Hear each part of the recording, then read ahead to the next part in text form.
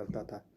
अगर मुग़ल काल में देखा जाए तो दीवानों का बहुत महत्वपूर्ण स्थान था। दीवान जो वज़ीर पद पे रहे उन्होंने महत्वपूर्ण भूमिका निभाई। मुग़ल कालीन शासन में प्रमुख दीवानों की चर्चा कर लेते हैं, उनका उल्लेख करते हैं हम।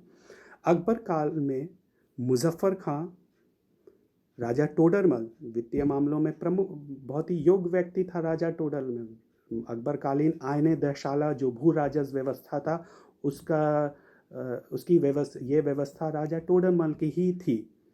और एक दीवान की नियुक्ति हुई थी अकबर के काल में, ख्वाजा शाह मंसूर। ये ख्वाजा शाह मंसूर जो था वित्तीय मामलों का जानकार था। पहले अकबर काल में वकील वजीर के पद के पहले वो परफ्यूमरी डिपार्टमेंट था, सुगंध विभाग का हेड था।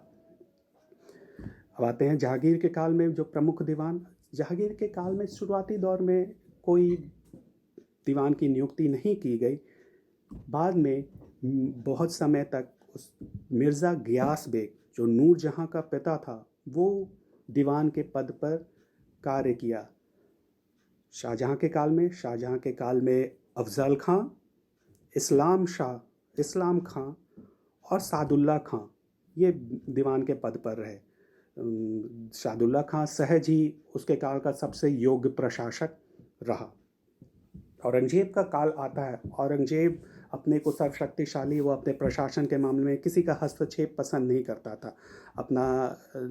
अपनी बात खुद ही लागू करवा कोशिश करता था। फिर भी उसने अपने काल में असद खां को दीवान के पद पर नियुक्त किया। यह असद खान लगातार 31 वर्षों तक दीवान के पद पर कार्य किया। इतने लंबे समय तक कार्य करने वाला मुग़ल काल में ये अकेला दीवान था। क्या नाम था उसका? असद खां। दीवान के पद के बाद नेक्स्ट आता है वो था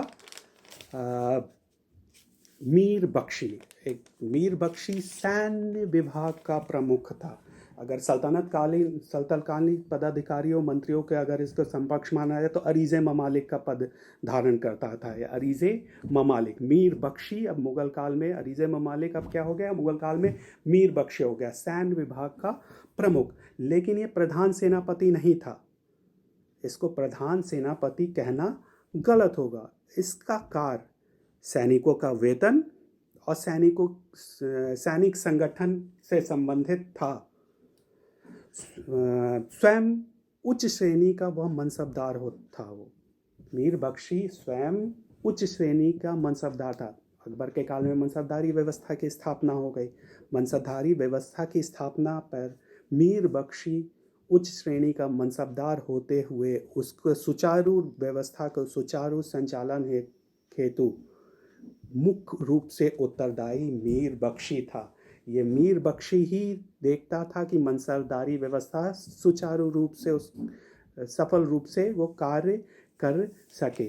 मीर बख्शी ये कार्य करता था। सैनिकों की भर्ती, उनके शस्त्रों की व्यवस्था, सैनिकों का निरीक्षण का कार्य, ये सब इसका उत्तरदायित्व था।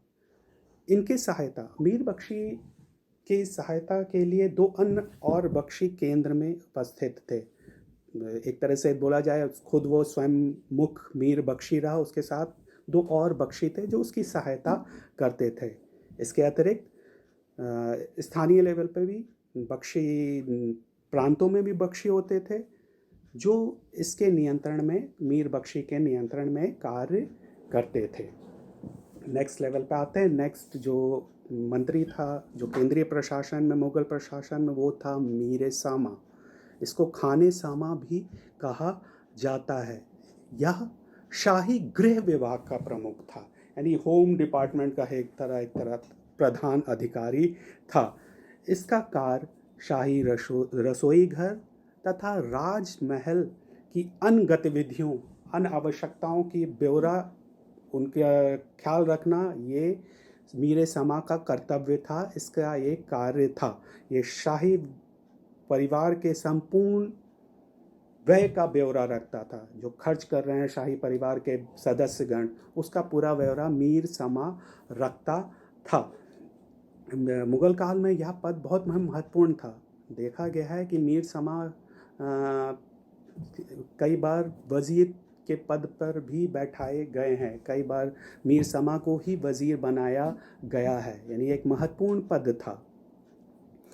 मीर समा मुग़ल कारखानों का भी प्रमुख था। मुग़ल कारखाना पूरे साम्राज्य में थे, मुग़ल कारखाने पूरे साम्राज्य में थे। उसके प्रमुख के रूप में मीर समा ही कार्य करता था। मुग़ल कारखानों का संगठन, उसका प्रबंध, उसको सुचारू रूप से चलाने का दायित्व भी मीर समा का था। इस तरह से मीर समा का कार्य बहुत विस्तृत था। वो ऐसा नहीं कि वो बस राजमहल का ख्याल रखता था, राजमहल का ब्यौरा रखता था, राजमहल के अधिकारियों से संबंधित था। वो कारखानों का हेड होते हुए उसके कार्य और विस्तृत हो गए थे। तो उसके मातहत कई अधिकारी होते थे और कई कर्मचारी जो होते थे उसके संबंधित होते थे मीर समा से। यानी मीर समा अपने कार्यों को कई अधिकारियों में विभाजित कर रखा था। जो महत्वपूर्ण अधिकारी थे वो था दीवाने बयूतात। दीवाने बयूतात जो था, इस विभाग के वित्तीय कार्यों का उत्तरदायित्व था उसके पास, दीवाने बयूतात। नेक्स्ट आता है मुशर्रिफ। ये मुशर्रिफ जो था, पहले भी बताया मैंने, मुख्य लेखापाल, अकाउंटेंट था ये। फिर दरोगा, कारखानों की जो देखभाल का कार्य दरोगा करता था, उसका सुरक्षा का कार्य दरोगा करता था। उसकी कारखानों की चाबियां दरोगा के पास होती थी। नेक्स्ट है वो था तहवीलदार। तहवीलदार ये कारखानों के लिए आवश्यक नकदी, पैसों की ज़रूरत होती है कारखानों में, तो वो नकदी और माल का प्रभारी होता था। मतलब कितने गुड्स की आवश्यकता है, क्या माल की आवश्यकता है, वो कार्य तहवीलदार कारखानों में करता था। नेक्स्ट लेवल आता है जो अधिक मंत्री पद थे केंद्रीय प्रशासन में मुग़ल काल में, वो था सदर सुदूर, सदर उस सुदूर। इसके अनेक कार्य थे, सदर सुदूर अनेक कार्य थे। सर्वप्रथम वो दान विभाग का प्रधान अधिकारी था। वो दान विभाग का प्रमुख कार्य, सबसे पहले वो दान विभाग का प्रमुख अधिकारी के रूप में कार्य करता था। धार्मिक व्यक्तियों, विद्वानों और संतों को दी गई भूमि के संगठन, उसको प्रबंधन करने का कार्य ये करता था। यानी मुग़ल काल में मददे माश के रूप में कई ज़मीन दी गई थी संतों विद्वानों को। ये इस उन भूमि का प्रबंधन का कार्य सदर सुदूर करता था। इसका दूसरा जो कार्य देखा जाए तो ये धार्मिक मामलों में बादशाह का परामर्शदाता था। यानी धार्मिक मामलों में बादशाह को परामर्श देता था। तीसरा अगर इसका कार्य देखा जाए तो वो प्रधान काजी के रूप में कार्य करता था, यानी न्याय विभाग का प्रमुख था। बादशाह के बाद अगर न्याय विभाग में उच्च स्थान रखने वाला भी सदर सुदूर था, लेकिन जब वो न्याय विभाग का कार्य करता था तब वो सदर सुदूर नहीं, उसको काजी उल कुज़त कहा जाता था। मुख्य काजी के रूप में वो कार्य करता था और न्याय करता था। बादशाह प्रमुख न्यायाधीश माना गया, बादशाह के बाद अगर माना गया तो वो था काजी कुजुर, सदर सुदूर ही काजी कुजुर दोनों का मुख्य काजी के रूप में कार्य करता था। इसके अलावा वो प्रांतीय काजी के निर्णयों के विरुद्ध अपील भी सुनता था और निर्णय देता था। प्रांतीय और स्थानीय काजी की नियुक्ति भी इसके कहने पे बादशाह द्वारा की जाती थी। तो इस प्रकार हम देखें तो मुग़ल प्रशासन में, मुग़ल केंद्रीय प्रशासन में वकील के पद के बाद 4 विभागों में, 4 मंत्रियों में बंटवारा कर दिया गया था। कौन कौन से थे? दीवान वज़ीर, दूसरा मीर बख्शी, तीसरा मीर समा और चौथा सदर उस सुदूर।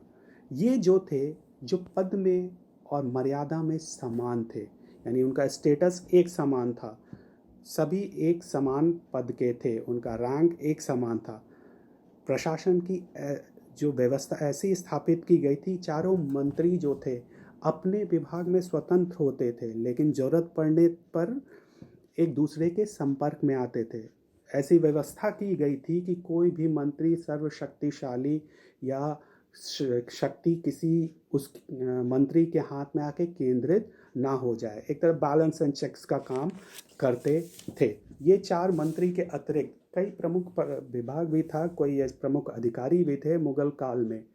कुछ मुख्य जो मेन थे उनके विषय में चर्चा कर लेते हैं। प्रश्न आता है उस पर।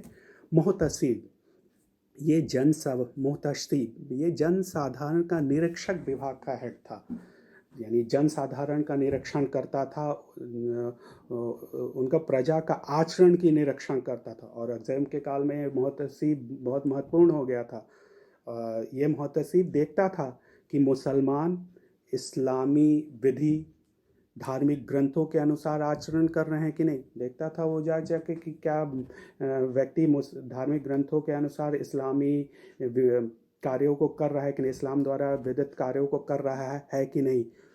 अगर वो कर रहा है, साथ में ये भी देखता था कि कोई निषिद्ध प्रोहिबिटेड गुड्स का सेवन तो नहीं कर रहा वो।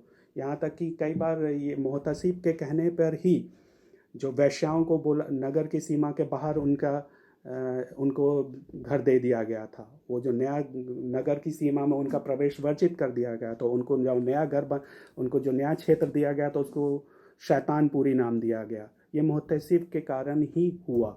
यानी वो जनसाधारण के मॉरल डिपार्टमेंट का हेड था, यानी मोरालिटी इस्टेब्लिश करना, नैतिकता स्थापित करना, इस्लामी नैतिकता स्थापित करना, ये मुहतसिब का कार्य था। एक अधिकारी होता था मीर आतिश। ये मीर आतिश, जिसको दरोगा तोपखाना भी कहते थे, ये सेना में तोपखाना विभाग का प्रमुख अधिकारी होता था। एक अन्य अधिकारी था दरोगा ए डाक चौकी, ये डाक विभाग का प्रमुख एवं गुप्तचर विभाग का प्रमुख होता था। एक अन्य अधिकारी था मीर बहर, ये नौसेना का प्रमुख अधिकारी था। और मीर बार, ये जो था वन का अधीक्षक था, सुपरिटेंडेंट ऑफ फॉरेस्ट। तो इस चर्चा यह सेशन यहीं पे समाप्त होता है। इस सेशन में हमने केंद्रीय प्रशासन के विषय में चर्चा की। ये चर्चा हो सकता है आपके लिए बहुत ही महत्वपूर्ण है। मैंने कोशिश की कि आपके जो मल्टीपल चॉइस क्वेश्चंस आए इसमें सम्मिलित किया जाए। आप अपनी पढ़ाई जारी रखें और आपको PDF के फॉर्म में कई व्हाट्सएप ग्रुप पे आपको प्रोवाइड किया गया है कई मल्टीपल चॉइस क्वेश्चंस, उसको पढ़ते रहें। धन्यवाद।